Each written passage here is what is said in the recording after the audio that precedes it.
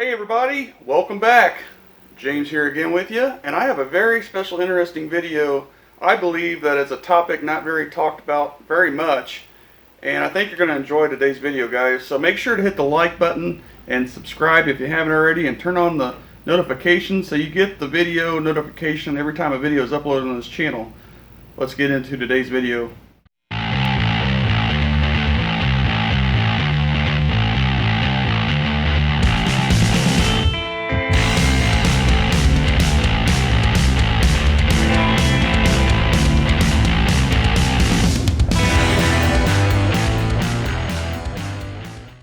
So in today's video, I want to talk about pellet hardness, guys. I mean, I've heard a lot of stories and a lot of people commenting on both channels saying that they've went out and hunted with air rifles, and you know, they've for sure known they hit their target, whether it was small game or whatever it was, and the animal just walks away like nothing happened.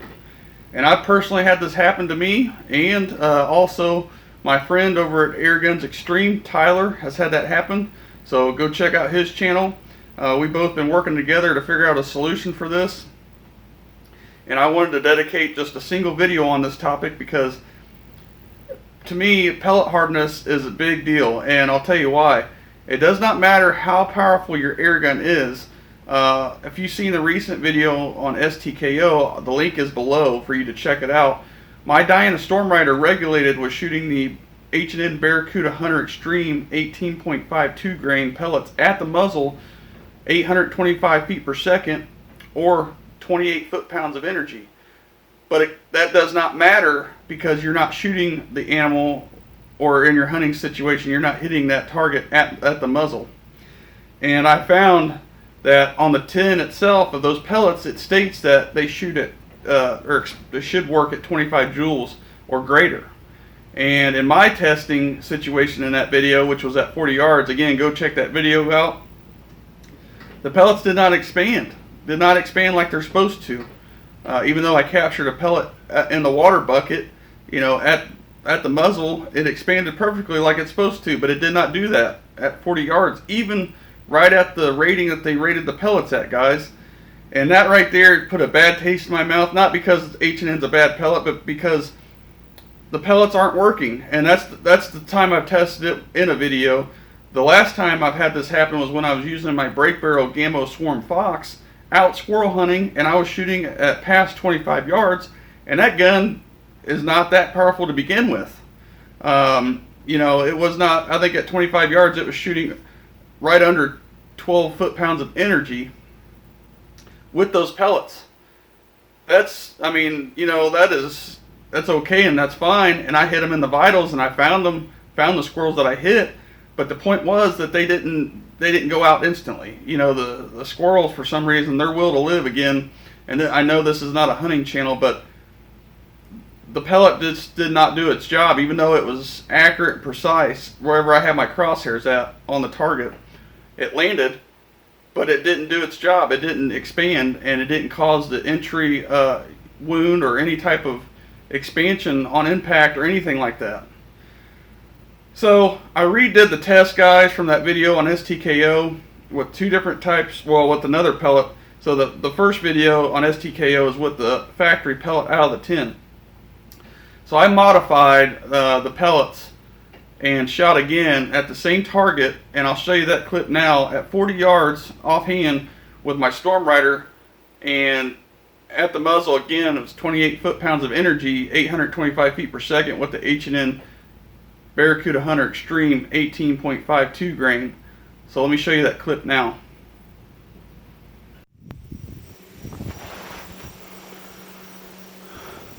Previous shot, Barracuda Hunter Extreme 18.52 grain. Chronograph on, camera on.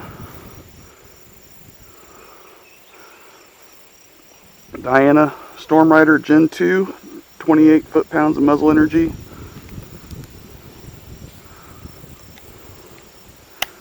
Shooting 825 feet per second at the muzzle. This is take two with softening up the pellet here. see if it expands better in the lard. 40 yards.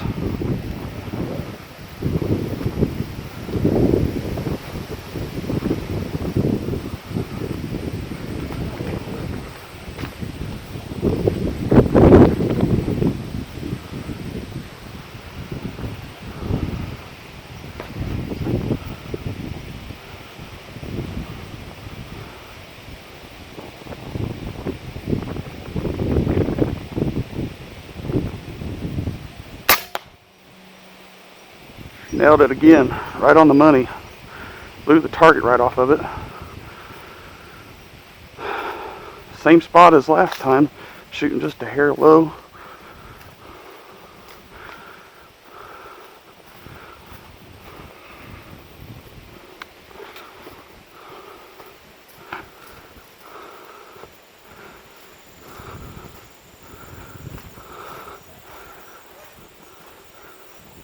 So the last pellet I shot was almost 680, 678, and this gun is regulated, and now they're shooting at 700 feet per second, pretty close, 697 at 40 yards.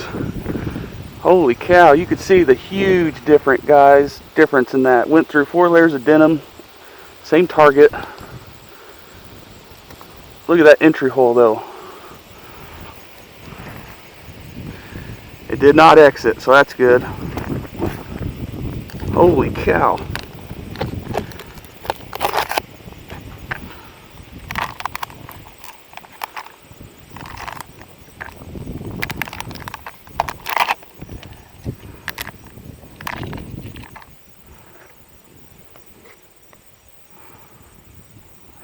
Looks like it did not even enter.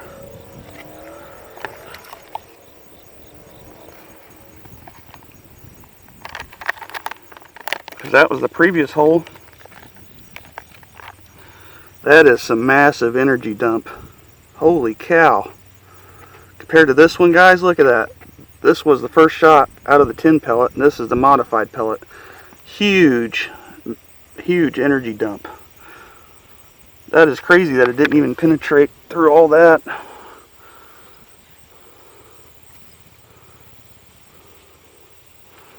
Holy crap, it got stuck in the pellets. The gene, it got stuck in the gene. That is a powerful pellet.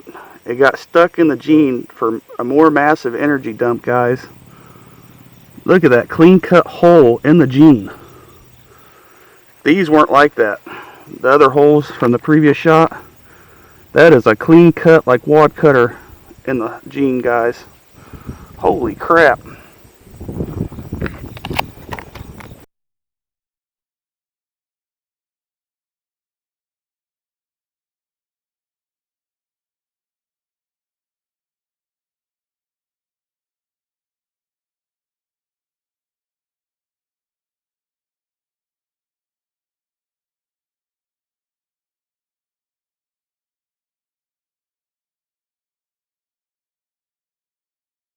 So you've seen there, guys, that modified pellet was insane. The amount of energy dump on impact was explosive. It even blew the paper target off the jar of lard, the bucket of lard. I mean, it hit so hard.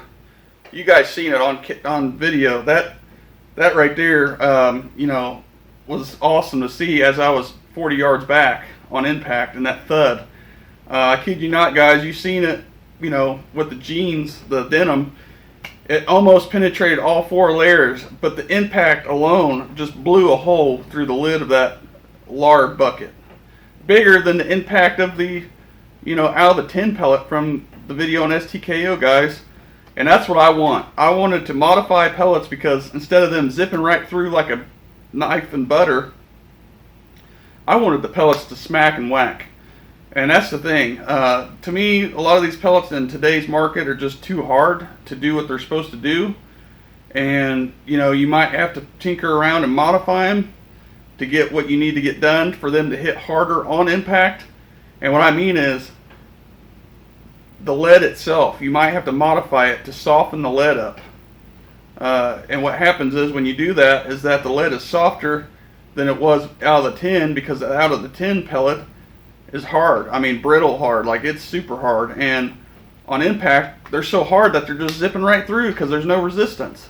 But when you soften that lead up, it's basically like a rubber band snap. I mean, it hits the target and just explodes in there because it's a softer lead, and the skirt of the pellet is backing it up and pushing it through like a train. So the front of the pellet is smashing down, and all the back pressure from the skirt is pushing it through, and it's just opening up huge. I cannot believe, the change that I've made allowed the pellets to do this. And again, the reason why this is happening was because I myself and Tyler from AirGUNSEXTREME was experiencing this problem using our break barrel gamo rifles. It's not that they're not powerful enough, it's just that the pellet was not doing its job. And even in the STKO video, guys, you've seen it, even at 40 yards, the pellet still didn't expand like it was supposed to. Yeah, it left a big wound channel in the lard, but that does not mean anything downrange on target. That wasn't a squirrel that I was hitting, that was a bucket of lard, which is really soft fat. So I'm going to let you guys know a little secret as to what I did to get the pellets softer. That way they can collapse and break down and soften up to get them to smush and hit on impact with a whack. And I'm going to tell you that. So a lot of you are probably wondering what I use to soften these pellets up, and it's for just about any hard pellet. And as you can see here, these are out of the tin.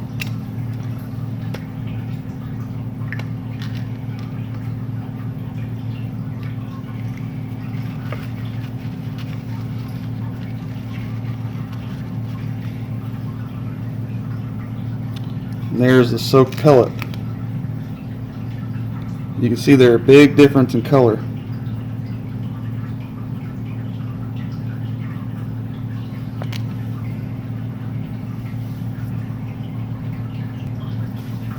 So what I used was white distilled vinegar, poured them in a container to hold my pellets, and then when I'm ready to shoot, I'll drain the vinegar out and dry them off with a paper towel, just like so.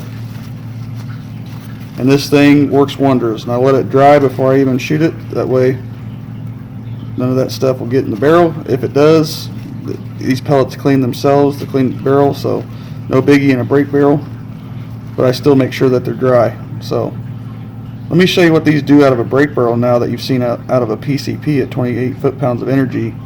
Let me show you what these do out of a break barrel that's shooting about half that or less. Camera's on, 80 paper plates, still in the packaging, taped against the soaked and non-soaked pellet. Let's see what happens. 20 yards. First up is out of the tin pellet.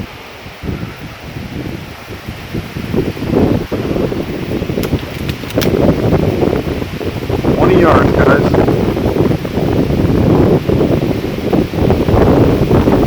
Oh, windy today.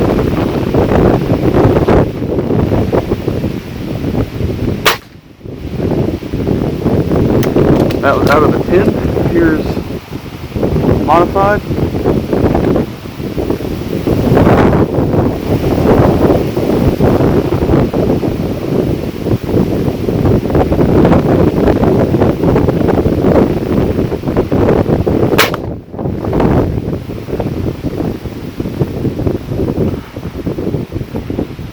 Yards.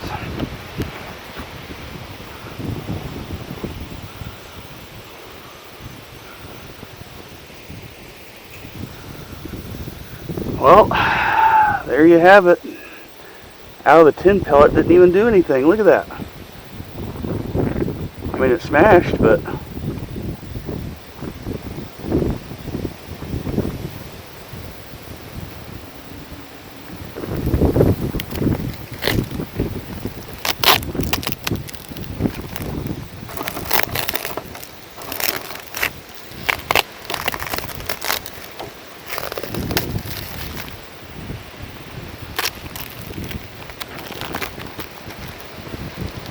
Here's that softer pellet. Definitely more damage, guys. You can see that. Holy cow. These are not going that fast at all. I'm talking like, jeez. Look at that expansion. Big difference. Big difference. Holy cow. Well, everybody, I hope you enjoyed this video. I hope you got something out of it, you know, testing your pellet hardness with the actual rifle that you have. Yeah, you might have a really high-end, powerful air gun, but that does not mean anything downrange if that pellet's just zipping through like a hot knife in butter and the animal is still walking away. I'm not a big fan of that, of injuring an animal and then wait for it to, you know, go. I want the impact shot. I want that one to be a one-hit wonder and knock the animal loose and be done with it. And that said, again, Tyler from AIRGUNSEXTREME got a chipmunk with his experiment, and the chipmunk, I mean, it dropped on impact. He was having trouble out of both of his guns, which he has a Gamo Swarm Maxim Gen 2 and the Gamo Whisper Gen 1. And both of the guns, guys, you know, are very powerful, and the Maxim is even more powerful than the Gen 1, but the point was the pellets were just zipping right through, and he's been having trouble with small game this whole season. So I just wanted to share this experience with you guys and hope that you test it out too, because again, muzzle velocity and muzzle energy, you know, mean really nothing except when it hits downrange on target. You know, if you're punching paper, that's fine all day long, but getting it to shoot good at an animal and actually working, and the animal, you know, being lethally done with, you know, no messing around on impact, that's what I like to see. I like to see it, you know, a squirrel will drop out of the tree as soon as it's done, as soon as it's hit, and that smack of the pellets. So guys, I could ramble on about this all day, but to get out and try it yourself is one thing, and I hope you do. That way you see it for yourself. And again, I didn't really believe people, like I mentioned earlier at the beginning of the video, where they were commenting on my channel saying, oh, I've been shooting squirrels all day and I've been hitting them and they just haven't been dying. You know, that's, I had some doubt in my mind, but now I've seen it and experienced it myself. So I hope you get out and figure this out, guys. If you're having this issue, we'll catch you on the next one, guys. Again, thanks for watching, and hit the like button and subscribe if you haven't already. I'm out.